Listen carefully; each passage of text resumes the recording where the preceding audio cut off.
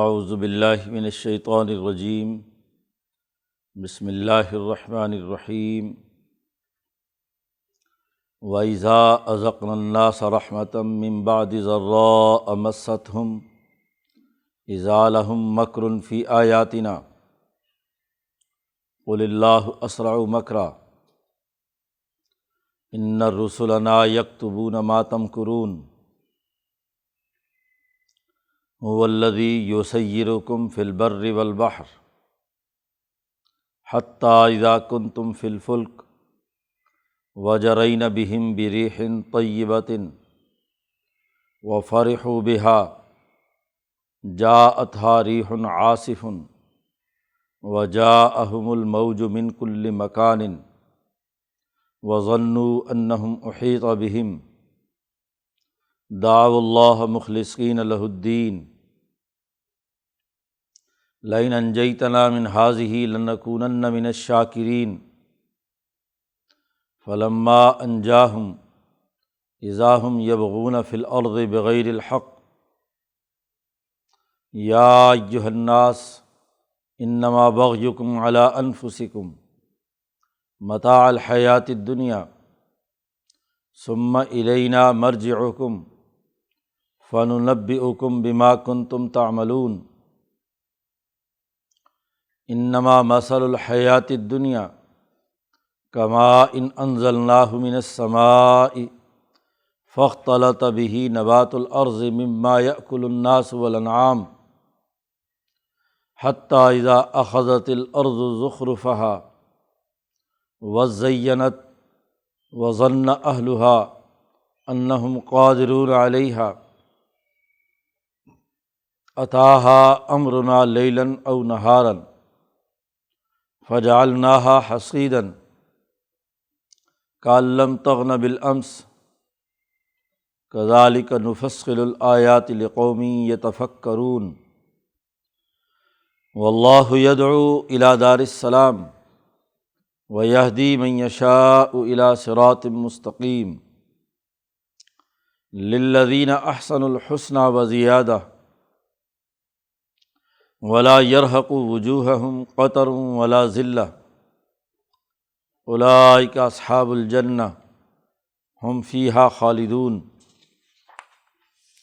والذین کسبوا السیئات جزاء سیئۃ بمثلہا وترہقہم ذلہ ما لہم من اللہ من عاصم کأنما اغشیت وجوہہم قطعا من اللیل مظلما اولئک اصحاب النار ہم فیہا خالدون ویوم نحشرہم جمیعا ثم نقول للذین اشرکوا مکانکم انتم وشرکاؤکم فزیلنا بینہم وقال شرکاؤہم ما کنتم ایانا تعبدون فکفی باللہ شہیدا بیننا وبینکم ان کننا عن عبادتکم لغافلین ہنالک تبلو کل نفس ما اسلفت وردوا الی اللہ مولاہم الحق وضل عنہم ما کانوا یفترون صدق اللہ العظیم۔ یہ سورۃ یونس کا تیسرا رکوع ہے۔ بات یہ چل رہی تھی کہ یہ حکمت والی کتاب جو ہم نے نازل کی ہے، اس کے بارے میں جو شکوک و شبہات تمہارے ذہنوں میں ہیں وہ غلط ہے۔ یہ انتہائی حکمت پر مبنی کتاب ہے، حکمت کے خلاف محض اندازے سے اس میں کوئی باتیں نہیں ہیں۔ اس حوالے سے ان کے جتنے شکوک و شبہات تھے ان کا تذکرہ پیچھے کیا ہے۔ اب حکمت کے اصول پر ہی انسانوں کے اعمال کا جائزہ اور ان کے رویوں کا تجزیہ یہاں اس رکوع میں پیش کیا گیا ہے۔ چونکہ یہ مکی صورت ہے اور مکہ میں رہنے والے تمام لوگوں کو مخاطب کر کے قرآن حکیم اپنا پیغام حکمت منتقل کرنا چاہتا ہے، اس لیے انسانی رویے جو خاص طور پر وہاں پائے جاتے تھے اس کا تجزیہ اس رکوع میں کیا ہے۔ قرآن حکیم کہتا ہے وَإِذَا أَذَقْنَا النَّاسَ رَحْمَةً مِّن بَعْدِ ضَرَّاءَ، پہلے ایک اصول بیان کیا تجزیاتی، اور پھر ان کا اس اصول کی روشنی میں ایک ایسا معمول جو ان کے ہاں طے شدہ تھا اسے واضح کیا، ایک مثال دی، اور اس مثال سے ان کے اصل رویوں اور سوچ کا پتہ چلتا ہے۔ قرآن حکیم کہتا ہے کہ جب یہ کسی مصیبت میں گھرتے ہیں، تکلیف آتی ہے، تو اس وقت خالصتاً اللہ کو پکارتا ہے۔ یہ انسان عجیب ہے۔ اذقنا الناس رحمۃ من بعد ضراء مستہم، ان کو کوئی تکلیف ہو، تمام انسانوں کا رویہ ہے، ایسی تکلیف جو ان کے وجود کو نقصان پہنچا رہی ہے، تکلیف میں مبتلا ہے، اس کے بعد جب اللہ ان کو کوئی انعام دیتا ہے یا صحت دیتا ہے، تکلیف دور کر دیتا ہے، تو یہ لوگ اذا لہم مکر فی آیاتنا، ہماری آیات میں حیلے اور تدبیر کرنے لگتے ہیں۔ جیسا کہ آگے آ رہا ہے، مثال کے طور پر بات قرآن نے بیان کی ہے کہ جب یہ کشتی پر سوار ہوتے تھے، بحیرہ احمر ساتھ ہے، عام طور پر اس پر سفر کرتے تھے، جدہ سے تجارت والے لوگ تاجر ہیں، تجارت کا مال لانے لے جانے کے لیے کشتیوں پہ سوار جا رہے ہیں بڑے اطمینان سے، بڑی خوشی سے، کہ اچانک سمندر میں موج آئی، تیز ہوائیں چلنے لگیں، بڑی بڑی اونچی پہاڑ جیسی لہریں چاروں طرف گھیر لیتی ہیں۔ تو اس وقت جب یہ مصیبت میں پھنستے ہیں تو ان کا ملا کہتا ہے کہ یہ جو بت تم ہاتھ میں لیے ہوئے ہو اور یہ جو تم بتوں کو پوجتے ہو، ان کو چھوڑو، اللہ واحد کو اصل پکارو۔ چنانچہ اکرمہ ابن ابی جہل، ابو جہل کا بیٹا، جب مکہ فتح ہوا تو یہاں سے دوڑ لگائی اور کشتی میں بیٹھ کر کسی دوسرے ملک فرار ہونے کے لیے روانہ ہوا، لیکن جیسے ہی کشتی بیچ مجھدار پہنچی تو چاروں طرف سے طوفان نے آ گھیرا۔ تو وہ جو ملاح تھا اس نے اعلان کیا، باقاعدہ ان کا طریقہ کار تھا کہ بھئی تمام بت چھوڑو اور اب صرف اور صرف اللہ کو پکارو۔ تو اکرمہ نے کہا عجیب بات ہے کہ اگر یہاں کشتی میں جان بچانے کے لیے کیا ہے، ایک خدا کو پکارنا ضروری ہے، تو اسی کی طرف تو محمد صلی اللہ علیہ وسلم دعوت دے رہے ہیں، تو ان سے بھاگنے کا کیا مطلب ہوا؟ پھر اللہ سے گڑ گڑا کر دعا مانگی کہ اگر میں اس سے نجات پا گیا تو سیدھا محمد صلی اللہ علیہ وسلم سے جا کر معافی مانگوں اور ان کے ہاتھ پر مسلمان ہو جاؤں۔ چنانچہ اکرمہ ابن ابی جہل مسلمان ہوئے،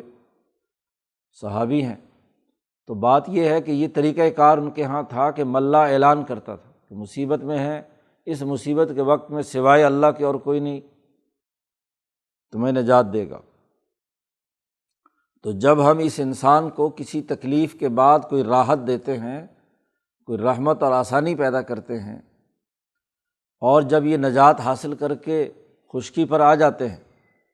تو ہماری نشانیوں اور آیات میں حیلے بنانے لگتے ہیں کہ نہیں ایسا نہیں تھا، یہ بت تو اصل میں واسطہ ہے اللہ کی طرف، اور فلاں فلاں تعبیرات، اپنی بت پرستی کو چھوڑنا نہیں چاہتے، اپنی خواہشات کے پیچھے دوڑتے ہیں، مکر اور فریب سے کام لیتے ہیں۔ مکر فی آیاتنا، قل اے محمد صلی اللہ علیہ وسلم آپ ان سے کہہ دیجئے اللہ اسرع مکرا، اللہ تعالیٰ کی تدبیر اور اللہ تعالیٰ کا حیلہ ان کے حوالے سے ان کو گرفت میں لانے کے لیے وہ زیادہ تیز ہے، ان کی پھرتیاں کام نہیں دیں گی جتنا اللہ تعالیٰ ان کو گرفت میں جتنی جلدی لے گا۔ تو جو کہ ان کے لیے مکر کا لفظ استعمال کیا تھا تو اللہ نے جواب میں اپنے لیے بھی وہی جملہ استعمال کیا، ورنہ مکر کا تعلق تو تدبیر سے ہے، ایسی تدبیر جس میں بغیر کسی بتائے ہوئے کسی کو گرفتار کر لینا، گرفت میں لے آنا۔ ان رسلنا یکتبون ما تمکرون، ہمارے فرشتے تمہارے کندھوں پر بیٹھے ہوئے لکھ رہے ہیں جو تم سازشیں کر رہے ہو، جو حیلے بنا رہے ہو عذر تراش رہے ہو، جھوٹے خداؤں کے پیچھے جانے کے لیے تم نے طریقے اختیار کیے ہوئے ہیں،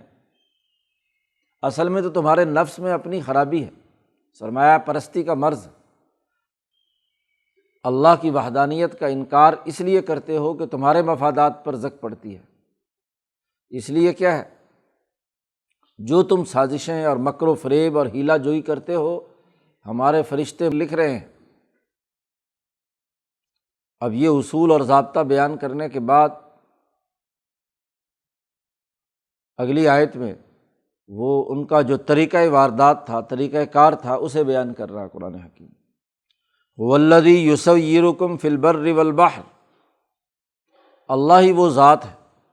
جو تمہیں لیے پھرتا ہے خشکی میں اور تری میں، فی البر والبحر، خشکی میں بھی اللہ ہی تمہاری حفاظت کرتا ہے۔ سڑک پر جا رہے ہو، جنگلوں میں سفر کر رہے ہو تو وہی تمہیں لے کر جاتا ہے، وہی حفاظت۔ وہ اگر حفاظت نہ کرے تو تمہارا نقصان ہو۔ اور ایسے ہی سمندر میں بھی، حتیٰ اذا کنتم فی الفلک، یہاں تک کہ جب تم کشتی میں ہوتے ہو، وجرین بہم بریح طیبۃ، اور بہترین ہوائیں چل رہی ہوتی ہیں جو کشتی کے موافق ہوتی ہیں۔ سمندری ہوا جدھر آپ کی کشتی جا رہی ہے اسی کے مطابق ہوا ہو تو ظاہر ہے کشتی کے حوالے سے وہ طیبہ ہے۔ ایسی حالت میں وفرحوا بہا، تم اس پر بڑے خوش ہو کہ سفر بھی جلدی طے ہو رہا ہے، ہوا بھی ٹھنڈی ٹھنڈی ہے جو کشتی کو مناسب انداز میں آگے بڑھا رہی ہے۔ اچانک کیا ہوتا ہے، جاءتھا ریح عاصف، اس کشتی کے چاروں طرف تیز ہوا آتی ہے، طوفانی ہوا شروع ہو جاتی ہے۔ وجاءہم الموج من کل مکان، اور پانی کی بڑی بڑی لہریں ہر طرف سے آ کر گھیر لیتی ہیں کشتی کو۔ اور ایسی حالت میں وظنوا، یہ گمان کر لیتے ہیں، یقین ہو جاتا ہے، انہم احیط بہم، کہ ان کو گھیر لیا گیا، گرفت میں آ گئے۔ ایسی حالت میں تم دعوا اللہ مخلصین لہ الدین، اللہ کو پکارتے ہو بالکل خالص اسی کی بندگی اور اسی کی اطاعت کرنے کے لیے کہ اے اللہ بس ہم تیرے ہی بندے ہیں، بس ہمیں معاف کر دے اور اس مصیبت سے نجات۔ خطرہ ہے کہ ایک ہی موج آئے اور پوری کشتی کو الٹ دے اور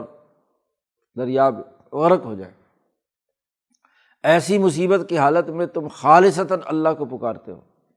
ملا اعلان کر دیتے کہ بھئی اب سوائے اللہ کے پکارنے کے اور کوئی راستہ نہیں ہے، کوئی بت شت یہاں کام نہیں دے گا۔ لئن انجیتنا من ہذہ، اور یہ دعا پڑھتے ہو تم کہ اے اللہ اگر تو نے ہمیں اس سے نجات دے دی تو لنکونن من الشاکرین، تو ہم ضرور بالضرور شکر ادا کرنے والوں میں سے ہوں گے، تجھے مانیں گے۔ ہاں جی، فلانی نظر فلانی منت اللہ کے نام پر، اور باقی تمام سے برات کا اعلان کریں گے اس وقت۔ لیکن معاملہ یہ ہے کہ فلما انجاہم، جب اللہ ان کو بچا دیتا ہے تو اذا ہم یبغون فی الارض بغیر الحق، تو یہ زمین میں بغاوت کرنے لگتے ہیں، شرارت کرتے ہیں، ناحق تکبر اور غرور کرتے ہیں، لوگوں کے حقوق توڑتے ہیں، ظلم اور زیادتی کرتے ہیں۔ اللہ پاک کہتے ہیں یا ایھا الناس انما بغیکم علی انفسکم، تمہاری بغاوت اور شرارت خود تمہارے خلاف ہوتی ہے۔ یہ جو تم زیادتی کرتے ہو، حقوق توڑتے ہو، احکامات کو نہیں مانتے، تو یہ بغاوت تو تم اپنے خلاف کر رہے ہو، انسانیت کے خلاف کیا یا اللہ کے خلاف کیا؟ یہ دنیا کی زندگی صرف متاع ہے، متاع الحیات الدنیا، دنیا کی زندگی نفع اٹھانے کی چیز ہے، بس دنیا میں ضرورت پوری ہو گئی، ختم فنا ہو جاتی ہے۔ متاع عربی میں کہتے ہیں اس پھٹے پرانے کپڑے کو جسے کاٹ کر رومال بنا لیا جاتا تھا ناک صاف کرنے کے لیے، کوئی گندگی صاف کرنے کے لیے، تو یہ تو صرف فائدہ اٹھانے کی دنیا کی زندگی ہے۔ ثم الینا مرجعکم، پھر تمہیں ہمارے پاس لوٹ کر آنا ہے۔ فننبئکم بما کنتم تعملون، ہم تمہیں خبر دیں گے جو تم عمل کرتے رہے ہو۔ باقی رہا دنیا کی زندگی، تو دنیا کی زندگی کی مثال بھی پیش کر دی، انما مثل الحیات الدنیا، دنیا کی زندگی کی مثال تو صرف یہ ہے، کماء، جیسے آسمان سے پانی برسا، انزلناہ من السماء، جسے ہم نے آسمان سے نیچے اتارا، فاختلط بہ نبات الارض، پانی آیا، زمین آباد ہوئی، اس سے زمین سے فصلیں اگیں، پانی اس مٹی کے ساتھ مل کر اس پودے کی صورت میں نشو و نما پایا، سرسبز و شاداب فصلیں کھڑی ہو گئیں، مما یأکل الناس والانعام، جس سے انسان بھی کھاتے ہیں اور جانور بھی کھاتے ہیں۔ پانی برس کر فصلوں کے اندر داخل ہو گیا، مکس ہو گیا، اختلاط اس کا ہو گیا، اور اس سے پودے، پھل، فروٹ وغیرہ وغیرہ وغیرہ تمہیں کھانے کے لیے ملے۔ حتیٰ اذا اخذت الارض زخرفہا، یہاں تک کہ جب فصل اپنی پوری رونق پر آ جاتی ہے، تیار ہو کر کھڑی ہو گئی، وزینت، اور بہت خوبصورت لگنے لگی، کاشتکار دیکھتا ہے بڑا خوش ہے، بڑی فصل اس دفعہ ہوگی، وظن اہلھا انہم قادرون علیہا، اور کاشت کرنے والے لوگ یہ گمان کر چکے ہوتے ہیں کہ بس اب فصل اٹھا لی تو ہم مالا مال ہو جائیں گے۔ اتاہا امرنا لیلا او نہارا، اچانک ہمارا حکم آ جاتا ہے رات کو یا دن کو، شدید طوفان باد و بارہ آتا ہے، اولے پڑتے ہیں، اور فجعلناہا حصیدا، ہم اس کو بالکل کچرا بنا دیتے ہیں، کاٹ کر ڈھیر لگا دیتے ہیں، جیسے ہی اولے پڑتے ہیں تو وہ پکی پکائی فصل اجڑ کر بالکل تباہ ہو جاتی ہے، کترا بن جاتی ہے، حصیداً کترے کو کہتے ہیں۔ کأن لم تغن بالامس، اور اگلے دن صبح کو دیکھو تو یوں معلوم ہوتا ہے کہ یہاں کل کچھ بھی نہیں تھا، ایسے ہی بالکل صاف میدان ہوتا ہے، کل یہاں کوئی آبادی نہیں تھی، کچھ نہیں تھا، لم تغن بالامس۔ تو یہ دنیا کی زندگی کی مثال ہے، دنیا میں جتنی بھی چیزیں ہیں وہ ایک خاص وقت کے نفع کے لیے ہیں، اسی لیے دنیا میں آخری زمانے میں حضور صلی اللہ علیہ وسلم نے فرمایا کہ زمین اپنا سب کچھ اگل دے گی، سونا چاندی، مال و دولت، بلڈنگیں، عمارتیں، عیاشیاں، تمام جو زمین کے اندر خزانے ہیں وہ سب انسان نکال لے گا، اور تعیشات کے عروج پر پہنچ جائے گا، جو بھی کچھ اس کرۂ ارض میں توانائی ہے، ہر توانائی جو ہے وہ ظاہر ہو جائے گی، اور یہی وہ وقت ہوگا کہ جب اس کو اب فنا کرنا ہے، اس کی تباہی اور بربادی کا وقت ہوگا۔ وزینت، ایسی خوبصورت دنیا ہوگی کہ بس، تو اللہ کی طرف سے حکم آئے گا، سور ایک پھونکا جائے گا اور سب ملیا میٹ، صرف آکسیجن ہی اس کی کھینچ لی جائے تو سارے مرکبات تباہ ہو کر گر جائیں گے۔ کذالک نفصل الآیات، ایسے ہی تفصیل سے ہم اپنی نشانیاں اور آیات بیان کرتے ہیں اس قوم کے لیے جو غور و فکر کرے، قومی یتفکرون، جس کے غور و فکر کے خانے بند ہو چکے ہوں، ان کو ان تفصیلی آیات سے بات کیا سمجھ میں آئی۔ حقیقت یہ ہے کہ واللہ یدعو الی دار السلام، اللہ تعالیٰ لوگوں کو دعوت دیتا ہے سلامتی کے گھر کی۔ یہ کتاب حکمت جو نازل کی ہے یہ اللہ کی دعوت، اللہ کا یہ پیغام دعوت ہمیشہ کی سلامتی کے گھر کی دعوت دیتا ہے۔ وَيَهْدِي مَن يَشَاءُ إِلَىٰ صِرَاطٍ مُّسْتَقِيمٍ، اور جسے چاہتا ہے سیدھا راستہ دکھلاتا ہے، ہدایت دیتا ہے۔ لِلَّذِينَ أَحْسَنُوا الْحُسْنَى وَزِيَادَةٌ، اور جو اچھا عمل کریں گے ان کے لیے کامیابی ہے، اس دنیا میں بھی اور آخرت میں بھی، اور مزید اضافہ ہے۔ اچھے اعمال کا اچھا بدلہ جنت ہے، اور جنت میں مزید اضافہ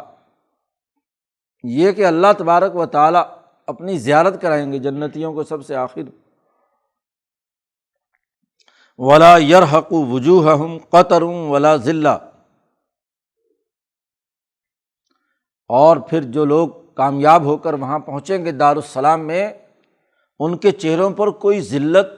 اور رسوائی کے اثرات نہیں ہوں گے، نہ ان کے چہرے کالے ہوں گے، سیاہ ہوں گے، اور نہ ہی ذلت۔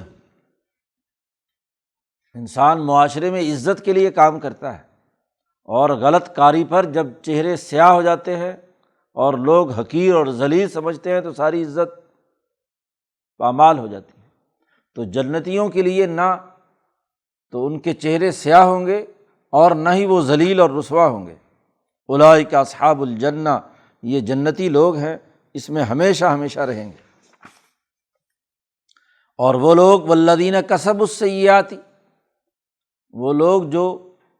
گناہوں کا ارتکاب کرتے ہیں، جزاء السیئۃ بمثلھا، جیسا جرم کریں گے ویسی ہی سزا پائیں گے۔ وترہقہم ذلہ، اور ذلت اور رسوائی انہیں گھیر لے گی۔ ما لہم من اللہ من عاصم، اللہ کے مقابلے میں کوئی طاقت ان کو اس ذلت، رسوائی اور عذاب سے نہیں بچا سکے گی۔ کانما اوشیت وجوہہم قطعا من اللیل مظلما، ان کی حالت ایسے ہوگی کہ جیسے ان کے چہرے کو خوب اندھیری رات نے گھیر لیا، جیسے اندھیری رات، اندھیرا ٹکڑا انسان کا احاطہ کر کے ان کو ایسا بھی ہاتھ کو ہاتھ سجھائی نہ دے، ایسی حالت میں ہوں گے۔ اولئک اصحاب النار، یہی جہنمی لوگ ہیں، اور یہ اس میں ہمیشہ ہمیشہ رہیں گے، ہم فیہا خالدون۔ وَيَوْمَ نَحْشُرُهُمْ جَمِيعًا، ہم ان تمام کو جمع کریں گے، ان کا حشر بپا کریں گے۔ ثُمَّ نَقُولُ، جن بتوں کو یہ اللہ کے مقابلے میں پوجتے ہیں، جو بھی جسے پوجتا ہے، حدیث پاک میں آتا ہے کہ حشر کے میدان میں ہر آدمی اپنے معبود کے ساتھ ہوگا، جسے بھی وہ مان رہا ہے۔ سورج کو پوجا کرنے والے سورج کے ساتھ، چاند والے چاند کے ساتھ، پتھروں کو پوجنے والے ان کے ساتھ، عیسیٰ علیہ السلام کو خدا کا بیٹا بنانے والے عیسیٰ علیہ السلام کے ساتھ، عزیر کو اللہ کا بیٹا قرار دینے والے ان کے ساتھ، اور جو خالصتاً اللہ کو پکارتے ہیں وہ اللہ کی تجلی کے ساتھ۔ تو ہر ایک اپنے اپنے اس کے ساتھ ہوگا۔ اللہ پاک فرماتے ہیں ثم نقول للذین اشرکوا، پھر ہم ان کو کہیں گے حشر کے میدان میں ان مشرکین کو کہ مکانکم انتم و شرکاؤکم، تم اور جن کی تم پوجا کرتے تھے سب اپنی جگہ پہ ٹھہرے رہو، حرکت کی اجازت نہیں ہے۔ مکانکم، وہیں ٹھہرو، آگے نہیں بڑھ سکتے، روک دیے جائیں گے ایک ہی جگہ پر، خود وہ مشرک بھی اور جس کی وہ پوجا کرتے ہیں وہ بھی۔ فَزَيَّلْنَا بَيْنَهُمْ، اور پھر ہم وہاں جس کی جو پوجا کرتا ہے ان کے درمیان رشتہ منقطع کرا دیں گے، توڑوا دیں گے ان کے تعلقات۔ کیسے؟ وَقَالَ شُرَكَاؤُهُمْ مَا كُنْتُمْ إِيَّانَا تَعْبُدُونَ، آپس میں ان کا مکالمہ ہوگا۔ سورج کہے گا کہ کب میں نے تمہیں کہا تھا کہ تم میری پوجا کرو، چاند کہے گا کہ تمہیں میں نے کب کہا تھا کہ تم میری پوجا کرو، عیسیٰ علیہ السلام کہیں گے میں نے کب کہا تھا کہ میں اللہ کا بیٹا ہوں اور تم میری بات مانو خدا کی حیثیت سے۔ عزیر بھی انکار کریں گے۔ ہر پتھر بت، یہ تمام پتھر اور بت بھی تو کسی نہ کسی نیک انسان کی تصویریں ہیں۔ لات، منات، عزا، یہ سب نیک اور صالح لوگ تھے جن کی تصویریں بنا کر وہ پوجتے تھے۔ بالفرض اگر خالی پتھر بھی ہے تو پتھر بھی کہے گا کہ میں نے کب کہا تھا کہ میری پوجا کرو۔ قال شرکاؤہم، جن کے یہ شریک جن کو ٹھہراتے تھے وہ کہیں گے ما کنتم ایانا تعبدون، تم ہماری غلامی کب کرتے تھے؟ اپنے خواہشات کے غلام تھے، اب خواہشات ہمارے ذمے لگا کر پورا کرتے تھے، کوئی عیسیٰ کے نام پر، کوئی پتھر کے نام پر، کوئی بت کے نام پر، کوئی عزیر کے نام پر۔ ما کنتم ایانا تعبدون، تم ہماری عبادت کب کرتے تھے؟ تم تو اپنی خواہشات کی پیروی کرتے تھے۔ افرأیت من اتخذ الہہ ہواہ، کیا تو نے اس آدمی کو نہیں دیکھا جس نے اپنی خواہشات کو اپنا خدا بنا لیا ہے؟ تو اصل میں تو تمہاری خواہشات ہیں، تمہارے ذاتی مفادات ہیں۔ اب ذاتی مفادات اللہ کو پوجنے سے پورے نہیں ہوتے تھے تو تم نے ہمارے بعد ہمیں کیا ہے، خدائی کے درجے پر پہنچا کر ہمارے نام پر ہماری تعلیمات کو مسخ کر کے تم نے یہ ساری حرکتیں کی ہیں۔ اور جب ان کا جھگڑا زیادہ بڑھے گا تو پھر گواہی کی ضرورت پیش آئے گی، تو فکفیٰ باللہ شہیدم بیننا و بینکم، وہ تمام جن کی یہ پوجا کرتے تھے وہ کہیں گے کہ ہمارے اور تمہارے درمیان اللہ گواہ ہے، ہم نے کبھی نہیں کہا کہ تم ہماری پوجا کرو۔ ان کننا عن عبادتکم لغافلین، کہ تمہاری عبادت، تم کو ہماری بندگی کے حوالے سے تمہیں کوئی پتہ ہی نہیں تھا، ہم تو غافل تھے، ہمیں کیا پتہ کہ تمہارے مرنے کے بعد تم ہمیں خدا بنا کر پوجنے شروع کر دو گے۔ جتنے نیک اور صالح لوگوں کے بت بنائے ہیں جی، ان تمام بتوں کو تم نے بعد میں گھڑا ہے، اصل ان نیک لوگوں نے تو کبھی نہیں کہا۔ ہنالک تبلو کل نفس ما اسلفت، اس وقت ہر آدمی خود اپنا تجزیہ کر لے گا، امتحان لے لے گا، اپنے آپ کی خود مارکنگ کرے گا، ما اسلفت، جو کچھ وہ حرکت کر کے آگے بھیج چکا ہے۔ غلط کام کرنے کے بعد پچھتانا، ندامت، توبہ کوئی حیثیت نہیں رکھتی۔ وردوا الی اللہ مولاہم الحق، اور وہ سب کے سب اللہ کی طرف رجوع کریں گے جن جن کو یہ پوجتے رہے ہیں۔ سورج کہے گا میری کیا مجال، اے اللہ تیری اجازت کے بغیر تو میں نکلتا نہیں تھا، جب تو اجازت دیتا تھا۔ حضور نے فرمایا کہ روزانہ شام کو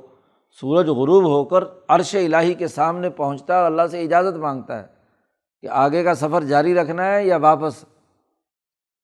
تو قیامت میں اللہ پاک کہیں گے سورج سے کہ واپسی، آگے نہیں جا سکتے۔ تو اللہ کی اجازت کے بغیر وہ حرکت نہیں کرتے۔ وَضَلَّ عَنْهُمْ مَا كَانُوا يَفْتَرُونَ، اور اب جس جس کو یہ پوجتے رہے ہیں، جو مصنوعی طور پر خدا گھڑے ہوئے تھے، جب محشر میں وہ سب انکار کر دیں گے تو وہ سارے خدا ان سے گم ہو جائیں گے۔ ضل عنہم، اب انہیں کوئی راستہ سجھائی نہیں دے گا۔ اصل خدا کو پوجا نہیں، جن کو خدا بنا کر پوجتے رہے انہوں نے وہاں صاف انکار کر دیا کہ بھئی ہم نے تو تمہیں نہیں کہا، اور نہ تم نے ہماری پوجا کی ہے، تم نے تو اپنی خواہشات کی پوجا کی ہے، اپنے نفس کی شیطنتیں تھیں، جو خرابیاں تھیں وہ تم نے ظاہر کی ہیں، تو تم جانو، تمہارا کام جانے۔ تو ذلت اور رسوائی اس سے بڑھ کر کیا ہو؟ عدالت میں آدمی کے پاس نہ کوئی گواہ ہو، نہ کوئی اس کی مدد کرنے والا ہو، نہ اس کے ساتھ کوئی تعلق ہو، تو پھر یہی ہوگا نا کہ تمہارے نفسوں نے یہ کام کیا، لہذا اٹھاؤ اور انہی نفسوں کو کیا جہنم میں پھینک دو۔ تو قرآن حکیم نے انسان کے رویے بیان کیے ہیں کہ یہ انسان مصیبت میں گھرا ہوا ہو تو اللہ کو ایسے پکارتا ہے خالصتاً پکی توحید کے ساتھ کہ اس کی کوئی مثال نہیں ملتی، اور ذرا سا اس کو مال و دولت، کوئی پیسے ویسے آ جائیں، مصیبت سے نکل آئے تو پھر اترانے لگتا ہے، تکبر کرنے لگتا ہے، غرور کی حالت میں ہوتا ہے، دوسرے انسانوں کو حقیر سمجھتا ہے اور سمجھتا ہے کہ میں جدی پشتی مالدار اور طاقتور ہوں، جو چاہے مرضی کرتا پھروں، تو یہ تکبر اور غرور لے ڈوبتا ہے۔ اللہ تعالیٰ قرآن حکیم کو سمجھنے اور اس پر عمل کرنے کی توفیق عطا فرمائے۔ اللہ